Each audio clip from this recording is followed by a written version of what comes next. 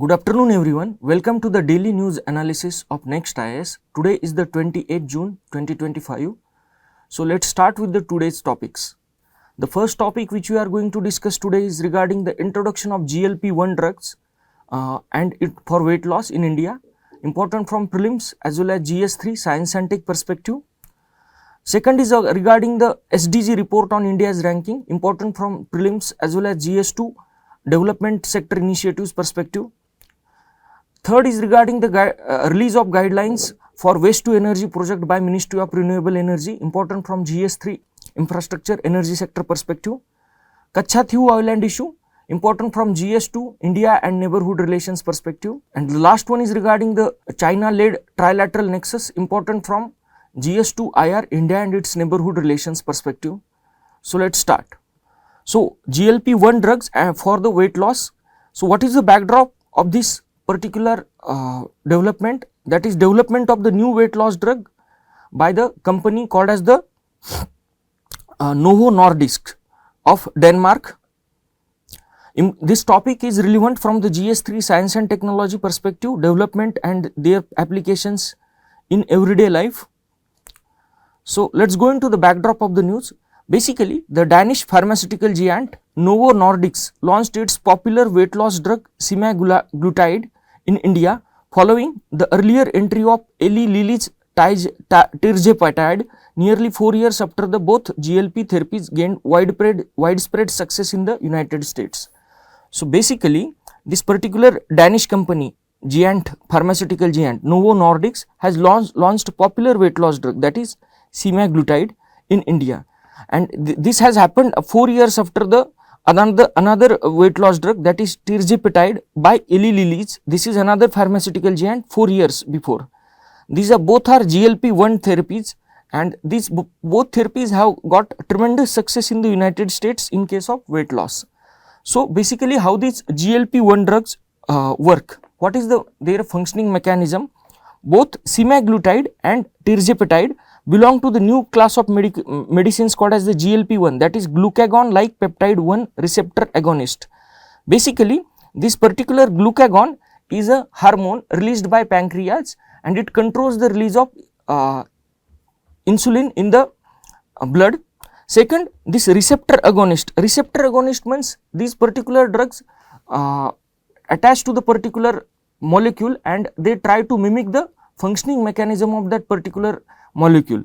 So these are both of these drugs are prescribed for treatment of type 2 diabetes as well as the obesity.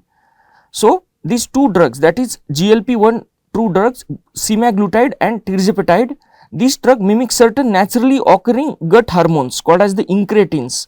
So this particular incretin is is the hormone which is produced in small intestine of the humans, and these incretins, basically these particular drugs, that is semaglutide and tirzepatide, mimic this incretin. So these two drugs are called as the incretin mimicker. So how do they work? Basically, how do they give their effect on the weight loss? They improve the secretion of the insulin in the body, which will lead to the more glucose in the bloodstream to enter the cell where it can be used for energy. And when this more glucose is used for energy, it will lead to the weight loss eventually. Second, inhibiting the secretion of the hormone glucagon. This particular glucagon hormone, its secretion is reduced by or inhibited by these particular two drugs, which result in the stimulus to liver to release the stored glucose in the bloodstream. Third is regarding the slowing down the emptying of stomach, so that these two drugs slow down the process of empty of stomach, which will result in the glucose levels in the bloodstream don't spike suddenly. Basically, these two drugs reduce appetite because they give false signals to the brain that one is satiated, resulting into less intake of the food. So these two, semaglutide and tirzepatide, both mimic the action of GLP-1. Tirzepatide also mimics the action of another hormone called as the glucose dependent insulinotropic polypeptide. This is another hormone. So let's go into the history of the development of these GLP-1 drugs. In 1906, incretins, basically these gut hormones were first identified. 1921, there was a discovery of insulin, and the discovery of insulin was a revolutionary in many sense. So, the focus of the scientist or researcher shifted away from the incretin. In 1960s, interest in the incretins, that is this small intestine hormone, was renewed after the several studies showed that oral glucose intake led to the more insulin secretion than given in intravenously given glucose, demonstrating that gut makes the hormones that regulate the insulin and glucose levels. So, what was the reason for this revival of the interest in incretins? Basically, several studies in 1960s established the fact that oral glucose intake led to the more insulin secretion than the insulin which is given intravenously, resulting into the glucose, demonstrating that the gut makes the hormones that regulate the insulin and glucose levels in the body. In 1986, what happened? This GLP-1 became the first incretin to be discovered, and in 1990s the clinical trials were started for the GLP infusion, which increased insulin and lowered the glucose levels in the diabetic patients. So, the clinical trials with respect to these GLP-1 drugs started in 1990s, but the issue with this GLP-1 drug was that this was not a very stable compound, and to with respect to this particular weakness of the drug, Novo Nordisk has decided to work on it, that particular pharmaceutical giant. So, what is the role of Novo Nordisk role in drug development of GLP-1 drugs? It has developed a liraglutide. This was a daily injectable GLP-1 drug. This particular liraglutide happened to be effective, but it caused nausea at higher doses among many patients. So, this was its backdrop. This particular side effect or a backdrop of this liraglutide resulted into search by scientists for the improved therapy, and this particular search or research led to the development of the semaglutide. This is once in a week injectable, and also when it comes to efficiency, this proved to be the causing up to 15% of body weight loss vis-a-vis 5% with liraglutide. In 2021, semaglutide received American FDA approval for obesity management after the successful clinical trials there. So, what is the ultimate benefit? GLP-1 drugs help patients to lose almost 15 to 20% of the body weight, equivalent to what they would have otherwise lose in the bariatric surgeries. So, this semaglutide is not just helpful for the weight loss. As per the observations or additional benefits observed by the scientist, this semaglutide reduces the major cardiovascular events like heart attack or stroke by almost 20%. Overall, they lowers the probability of all-cause mortality by 19%. They reduce or cut down the heart failure events by 69%, which is very important. They resolve the fatty liver cases reduces the probability of fatty liver in 63% of cases, improves the liver fibrosis condition. Liver fibrosis refers to the hardening of the liver tissue due to fatty deposition in the liver by 37% of the patient. This tirzepatide, it enables almost 20% weight loss. This is the competing drug of this GLP-1 semaglutide. This particular drug, that is tirzepatide, was approved for the treatment of obesity related obstructive sleep apnea. What is this obstructive sleep apnea? It is a condition where person's breathing stops and starts while they are in deep sleep. Sometimes it can lead to the death also. The death of famous singer Bappi Lahiri was because of this particular obstructive sleep apnea. Improves lipid profile. This particular tirzepatide leads to the improvement in the lipid profile.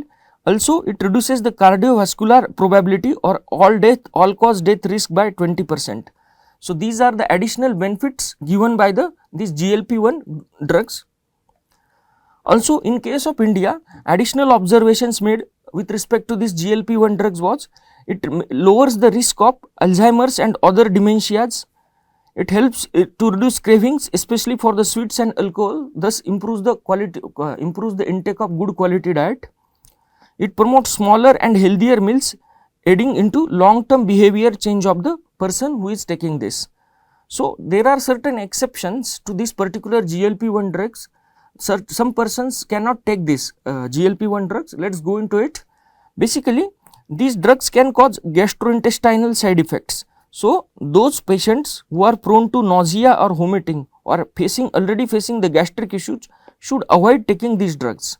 Second thing, these drugs should not be prescribed to the family history of thyroid cancers. So, the person who is having from the family of thyroid cancer is not supposed to take this drug. While approved for this particular GLP-1 drugs were approved for the children in some countries, reducing their nutritional intake during the growing age has other negative consequences which are yet to be ascertained by the scientist. Also, this drug is not advised or prohibited during pregnancy because its impact on the woman is not yet ascertained yet. So, after the success or benefits of this GLP-1 drugs, there are other companies as well as the same companies are in the process of research of new GLP-1 drugs, and there are many GLP-1 drugs which are in still pipeline. So, new formulations are under development. These includes once in a month injections as well as the highly effective oral pills. So, let us go into certain names of the few drugs. Retatrutide, its target GLP-1, GIP and glucagon 3-in-1 mechanism. Cagrisema, it combines GLP-1 as well as the amylin receptor agonist. This amylin is one of the amino acid protein. Dual target drugs in the phase 3 trials include survodutide and mazdutide. So, this is the practice question. With reference to GLP-1 receptor drugs, consider the following statement. Please solve this MCQ. The next report is with respect to the SDG report on India's ranking. So, what is the backdrop? The release of SDG report 2025 by the US Sustainable Development Solution Networks, important from GS2 development sector initiatives or development sector issues. So, let us go into the detail of this news. Basically, as per the Sustainable Development Report which is released by Sustainable Development Solution Network, India is ranking 99th out of 167 countries in the world, up from the 110th in 2016. So, it reflects the progress made by the India in achieving the Sustainable Development Goals. So, this year marks the 10th anniversary of adoption of the SDGs, and this 10th edition of SDR focuses on financing the SDGs by 2030 and mid-century. So, let us go into this particular details of this particular organization, that is Sustainable Development Solutions Network. It was established in 2012 by the United Nations. So, what is the particular purpose or primary goal of this Sustainable Development Solutions Network? It is to promote the practical solutions for what? Achieving the sustainable development goals at both national as well as the global levels.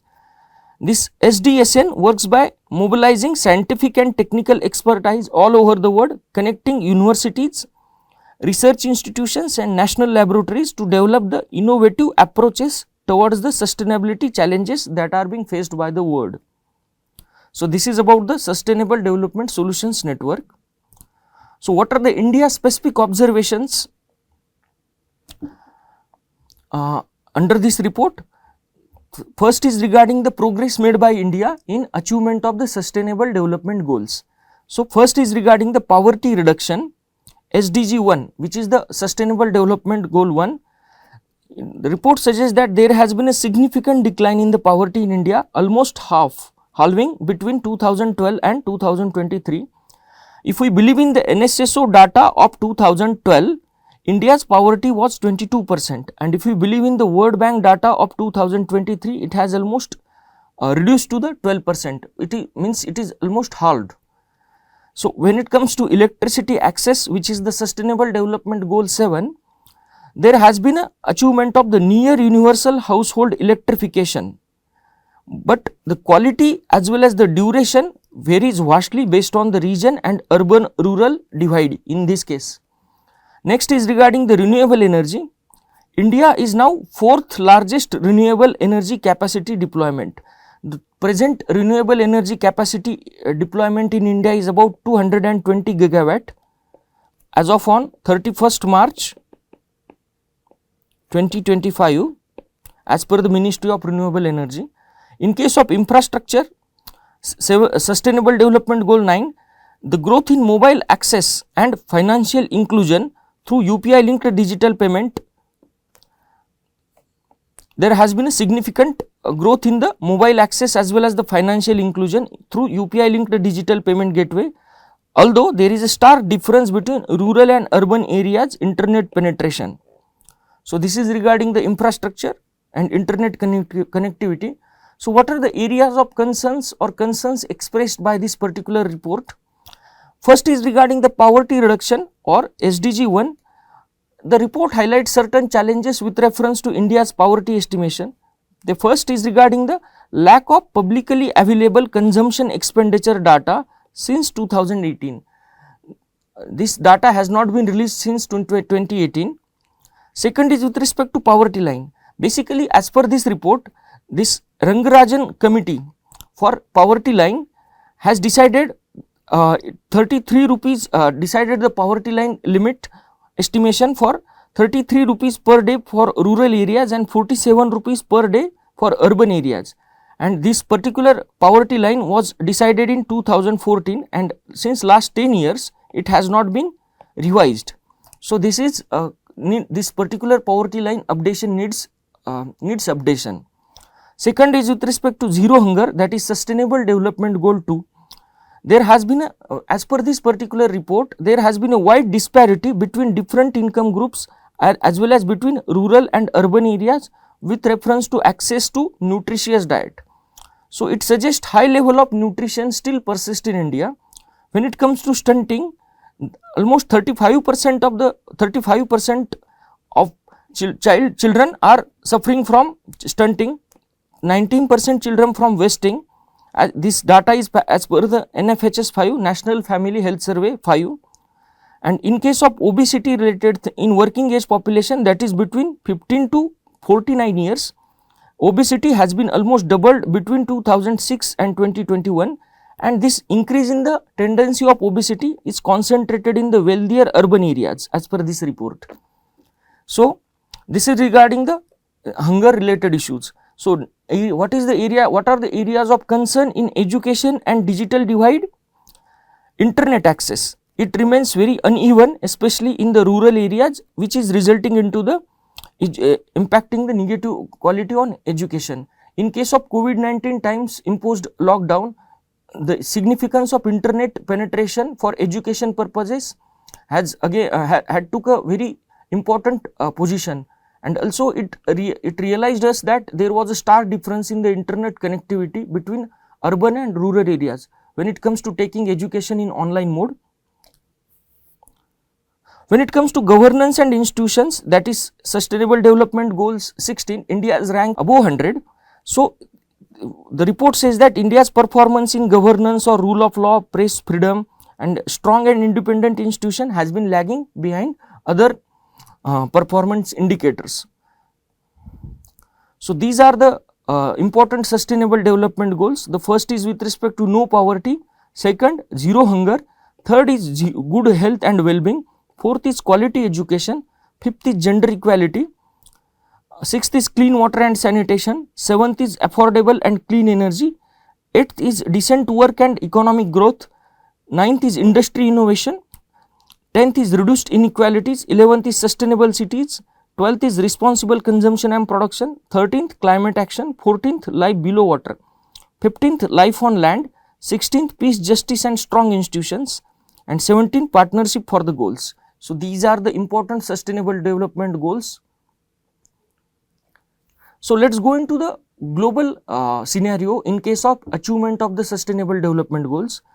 So, this report highlights that the global sustainable development progress has been very slow, and none of any 17 SDGs are on the track for full achievement by 2030.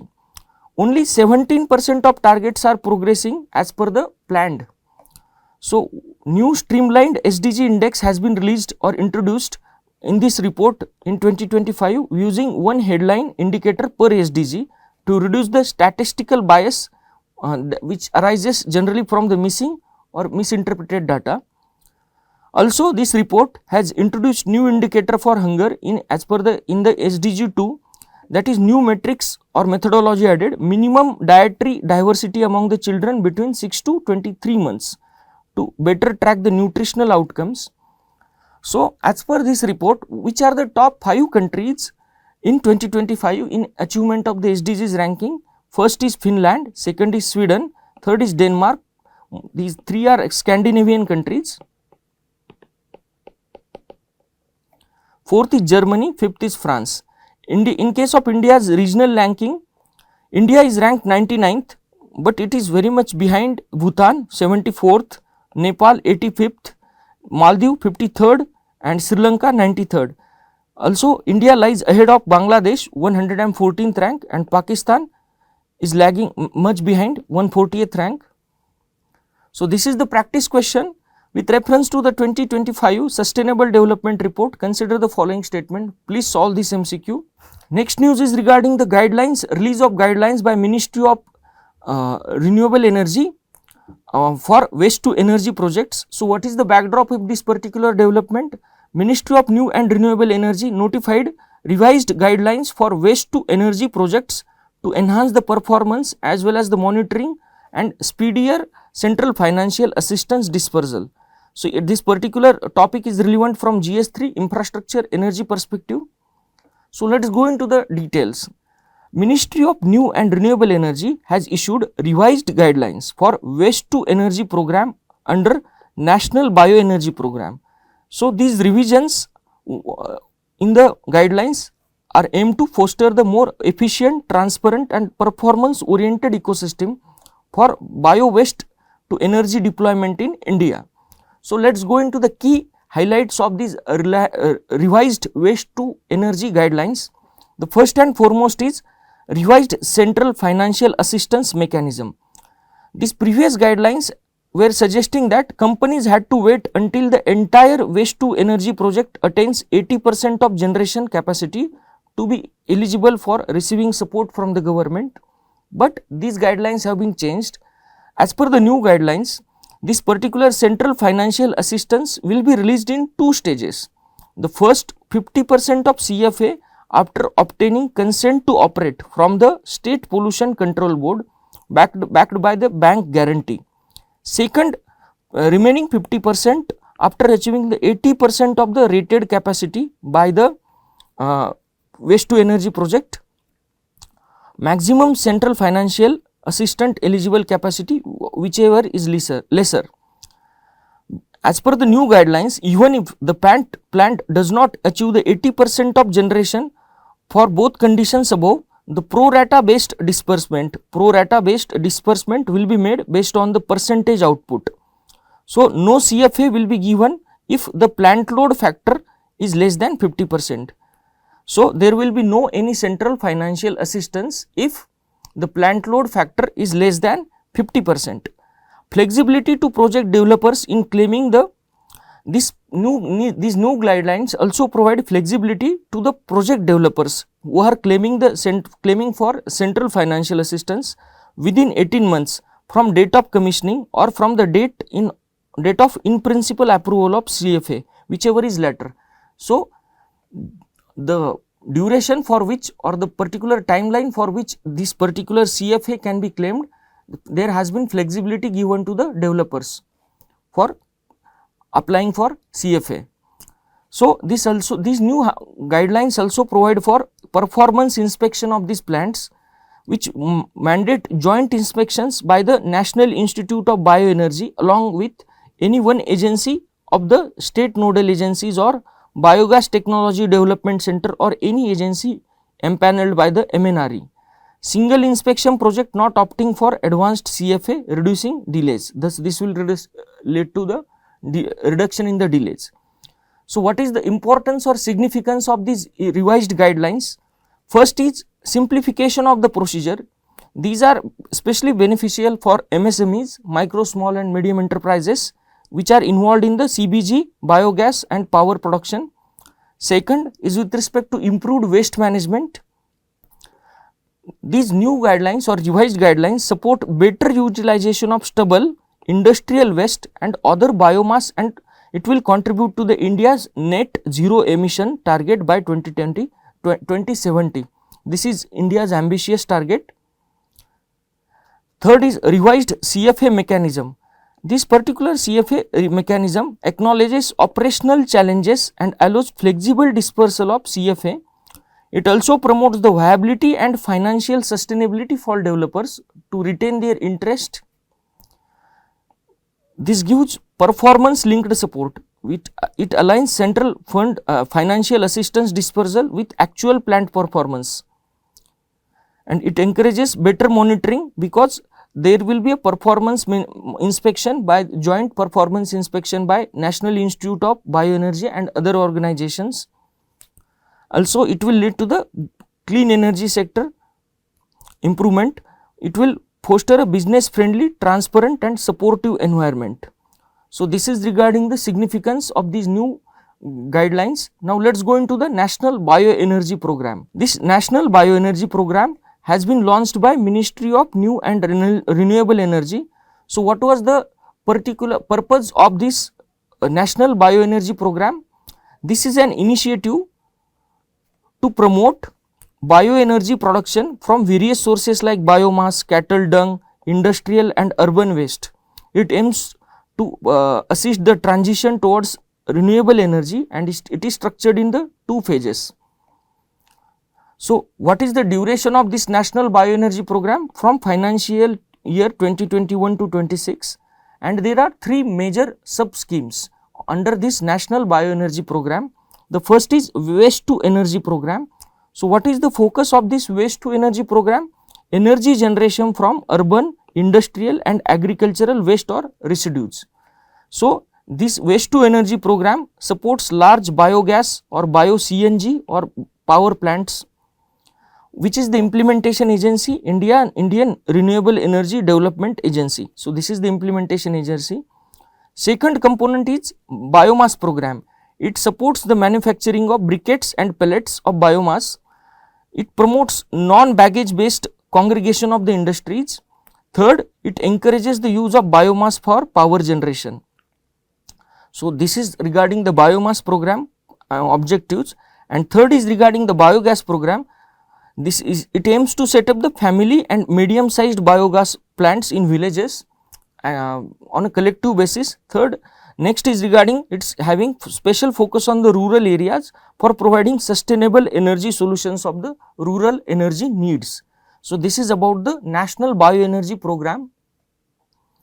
Next is the practice question. With reference to the National Bioenergy Program, consider the following statement.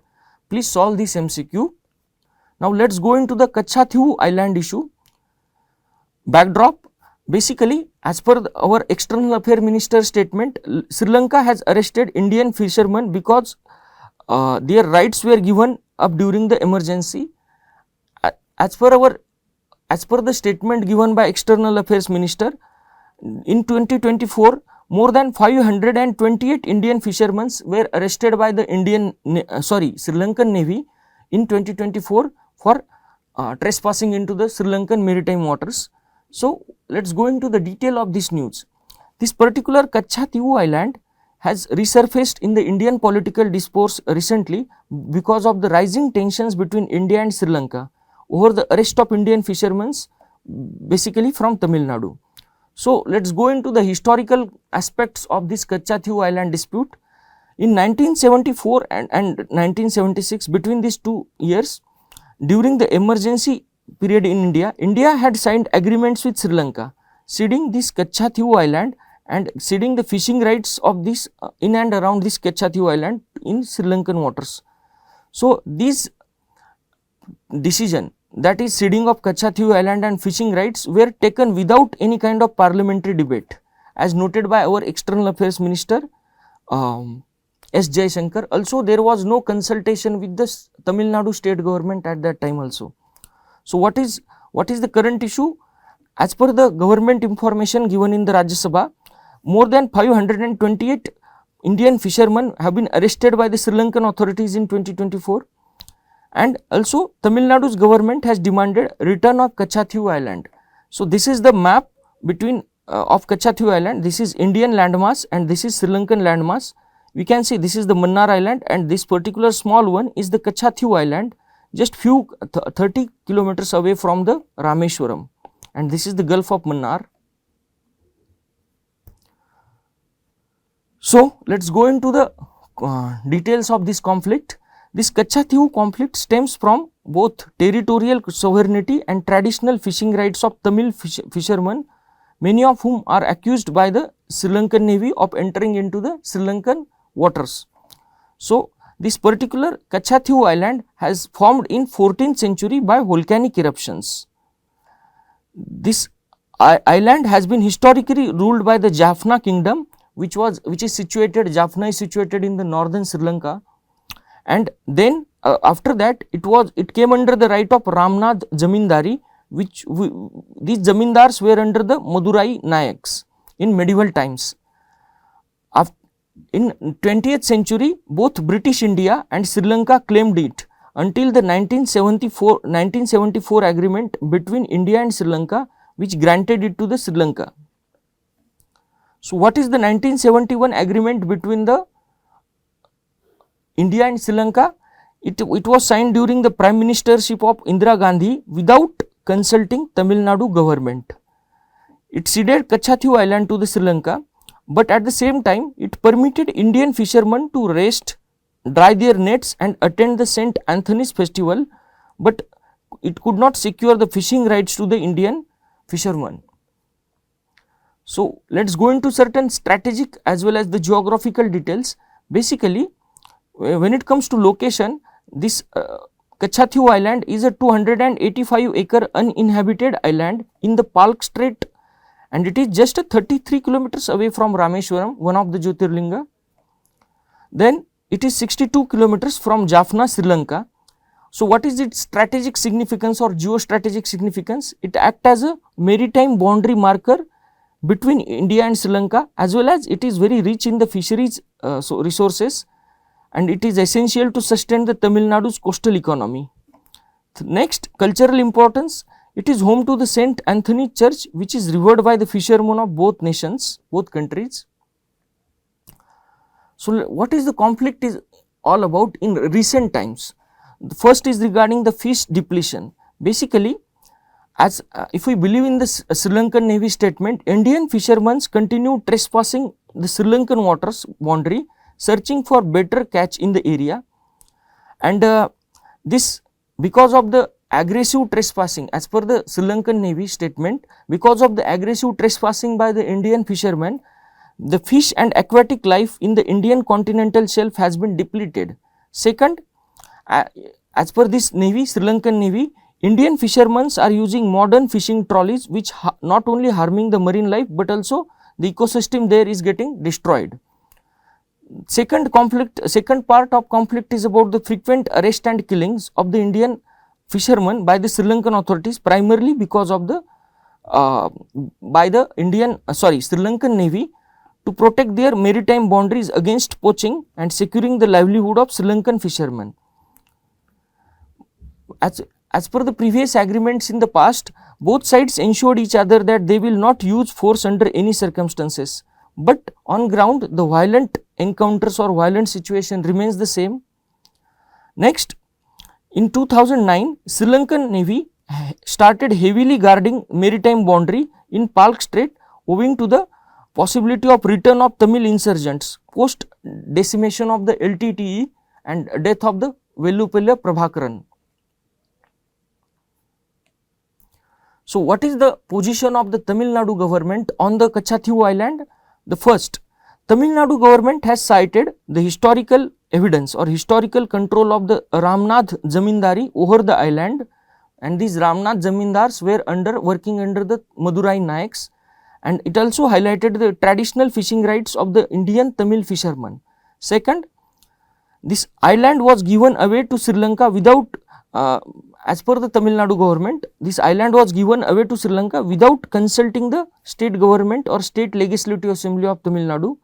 In 1991, when Jayalalitha was chief minister, Tamil Nadu assembly adopted a resolution unanimously demanding the retrieval of Katchatheevu from the Sri Lanka. In 2008, Tamil Nadu filed a petition in the Supreme Court saying that Katchatheevu Island could not be ceded to another country without the constitutional amendment. In 2012, state government approached Supreme Court to expedite the issue in the wake of increasing arrest of the Indian fishermen by Sri Lanka. So, this is the historical positions taken by the Tamil Nadu government over the last few decades. So, let us go into the stand of the Union government or government of India in this regard. In 2013, both major political parties of Tamil Nadu, that is AIADMK and DMK, approached Supreme Court to declare that Katchatheevu agreements of 1974 and 76 are null and void.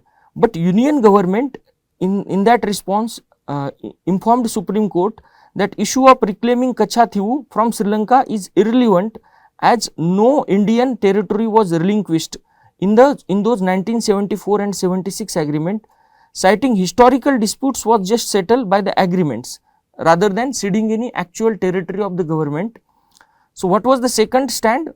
Central government informed Supreme Court that the Katchatheevu Island is a sovereign property of the Sri Lanka, and 1974 and 76 agreements between India and Sri Lanka do not confer any fishing rights to the fishermen from India. So, Indian government has categorically stated in Supreme Court that 1976 and 74 agreement between India and Sri Lanka do not confer any fishing rights to the fishermen from India. Again, in 2022, Union government, while referring to the agreements, pointed out in reply Rajya Sabha that Katchatheevu Island lies on Sri Lankan side of the India-Sri Lanka maritime boundary line. When it comes to Supreme Court, the matter is still sub judice. So, let us go into the question. Katchatheevu Island, sometimes seen in the news, is located in which of the following states? Please solve this question, MCQ. Let us go into the last topic of the day, China-led Trilateral Nexus. So, what is the backdrop of this news? Few days ago, China-led Trilateral Nexus held a meeting in China. This particular trilateral was between China, Pakistan and Bangladesh.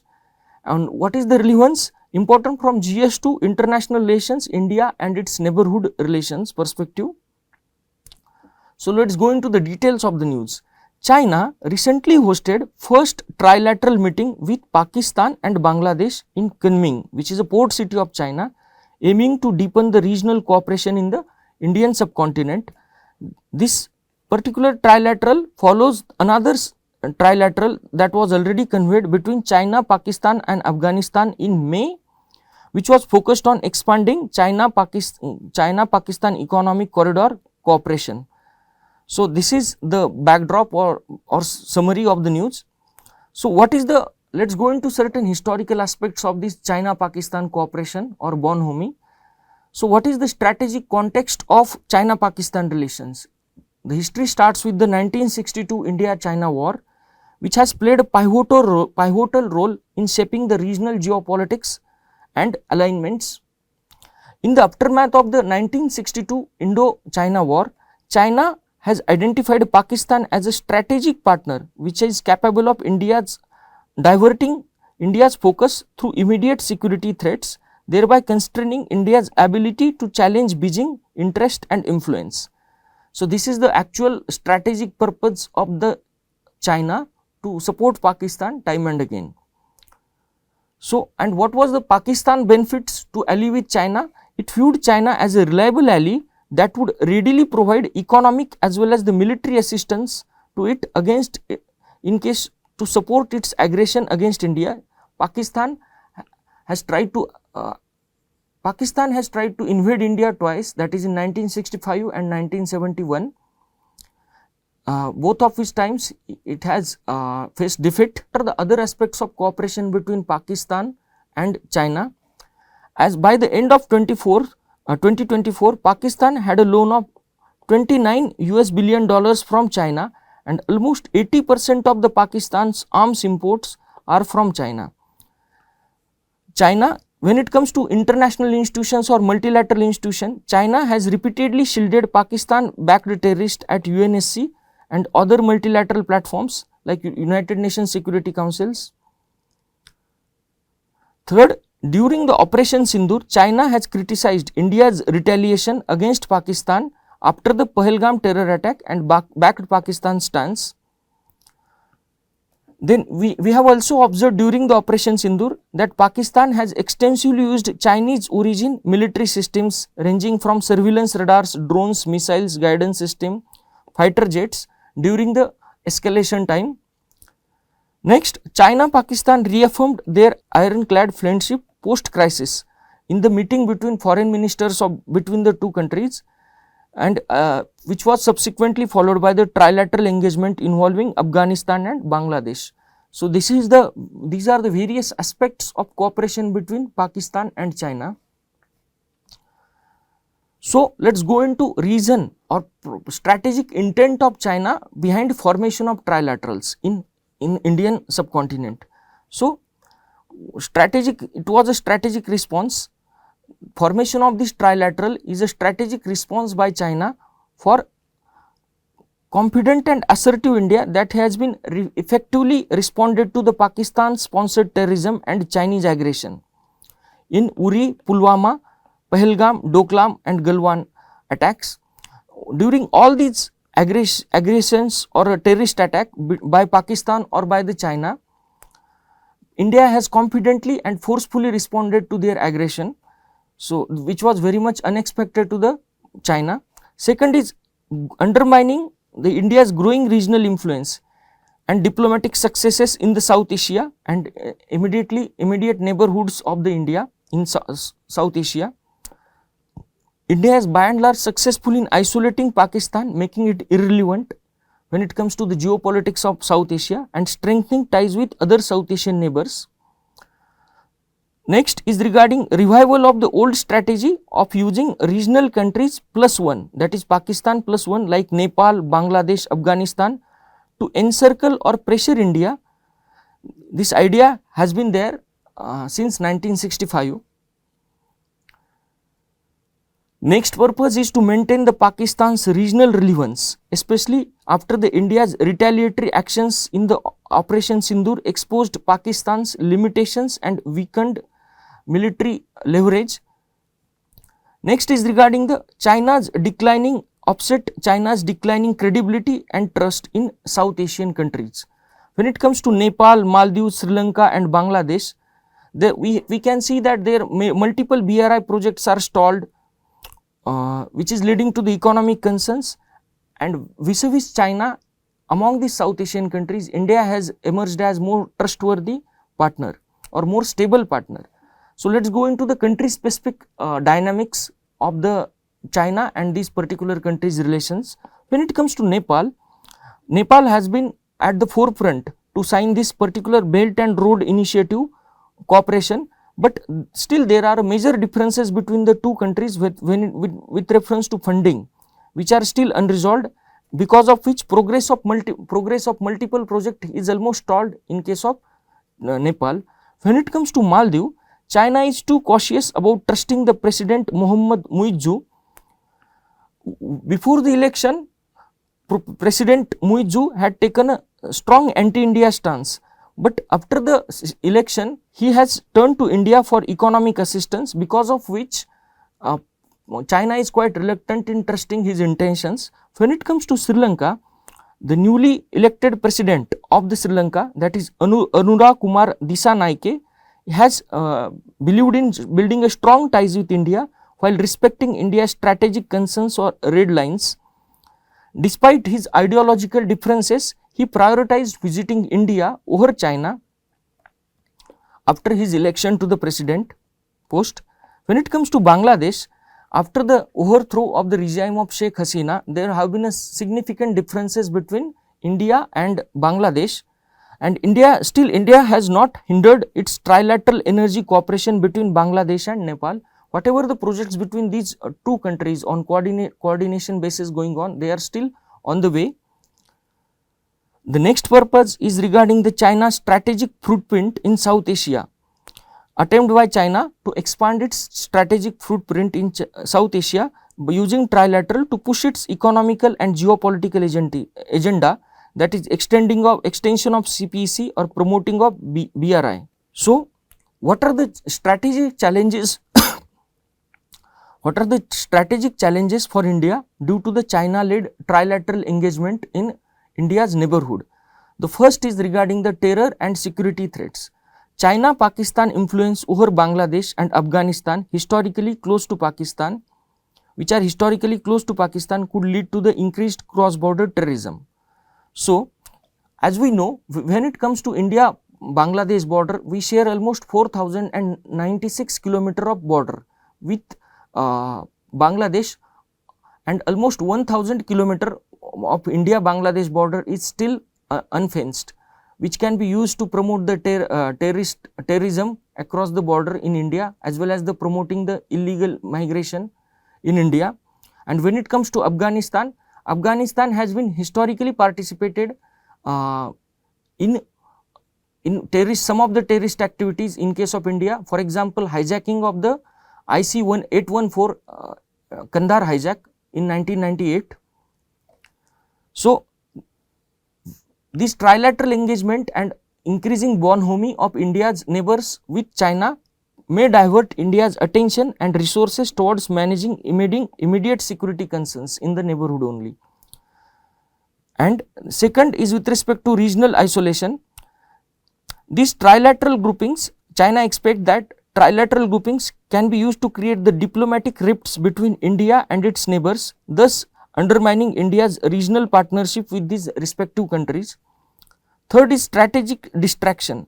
These trilaterals will keep India preoccupied with managing the crisis in its immediate neighborhood, thereby limiting India's global strategic focus and effort by India to project as a responsible and powerful nation across the world. Next is with respect to support for the Pakistan's relevance. Basically, this China's trilateral diplomacy is trying to revive Pakistan's strategic prominence or strategic utility in the region, giving it diplomatic space despite international isolation as well as the internal crisis the country is facing since last few years. Also, facilitating China's Belt and Road expansion. By keeping India distracted and weakening its neighborhood ties, China wants to create a favorable environment for expanding a Belt and Road initiative, projects and influence. Again, next target is undermining India's fight against terrorism. At a time when India seeks unified South Asian stance on terrorism, China's trilaterals may fragment regional consensus, enabling Pakistan to evade accountability. Basically, when it comes to cross-border terrorism, India is trying to sensitize other South Asian countries against Pakistan's blatant approach for support of terrorism in Kashmir or other part, and by using the fragmented regional consensus, China is trying to undermine this India's fight of regional outreach. Next is regarding the long-term geopolitical setback. Basically, if left unchecked, this trilateral approach could reshape the regional power balance and ultimately marginalizing the India's leadership role in the South Asia. Basically, India is no doubt a leader as well as the responsible country in the South Asia, and China wants to marginalize India's position as a leader in South Asia by reshaping or disturbing the regional power balance which has been there already in the existence. So, what is the way ahead for India? Deepening of the regional engagements, strengthening ties with neighbors through either economic cooperation, developmental assistance, cultural diplomacy to counterbalance the China's influence. Economic cooperation, India has been giving generous economic assistance of almost 7 to 8,000 crores each year for its neighboring countries as per the Ministry of External Affairs. Second is development assistance.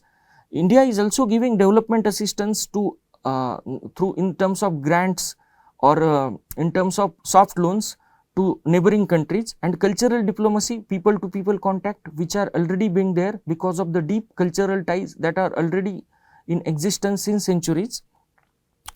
Next is regarding the promotion of South-South cooperation and revitalizing regional groupings like SAARC or BIMSTEC. India again taking aggressive stance for revitalization of this BIMSTEC, which is leading to the stronger organization, regional organization. Next is regarding the reinforcement of the security measures. Basically, this involves enhancing the border and coastal security in the vulnerable regions such as Northeast and Bay of Bengal. So, basically, when it comes to border in Northeast, India shares more than 4096 kilometer border with Bangladesh and more than 1600 kilometers border with Myanmar. And when it comes to coastal security, India is having more than 7000 kilometers of coastline. So, as per the author, India needs to reinforce this coastal security. Next is regarding the monitoring of Chinese and Pakistani activities in the regions through coordinated intelligence mechanism with other neighboring countries. Next, asserting of red lines firmly.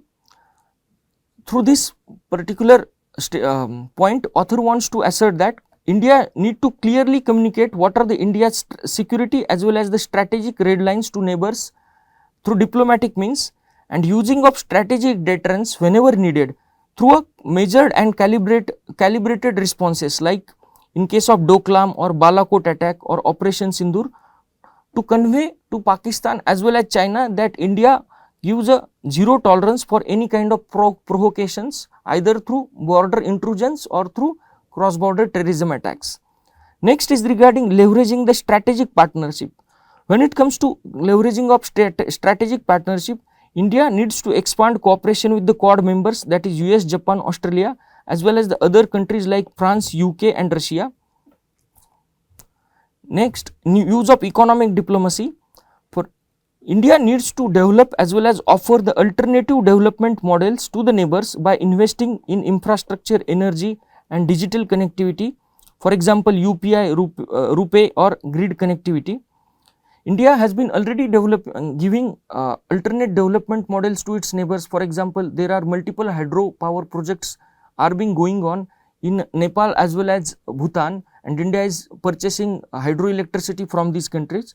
So, India need to find out such innovative ways of economic diplomacy which will create a win-win situation for India as well as India's neighbors. So, what is the conclusion of this particular article? The resurgence of China-led trilateral engagement with Pakistan, Afghanistan and Bangladesh poses a strategic challenge to India's regional influence in South Asia as well as the security architecture that has been in place. So, in this evolving regional landscape, India must remain vigilant yet proactive for focusing on rebuilding the trust with its neighbors, strengthening the regional partnerships and reinforcing the deterrence mechanism against any misadventure by neighbor. So, this is the practice question. China's trilateral engagement with Pakistan and India's neighbors reflect a strategic effort to counterbalance India's regional influence. Critically analyze the implications of such alignments for India's security and foreign policy, and also suggest measures India can adopt to safeguard its strategic interest. Please write the answer of this question. This is all for today. Thank you.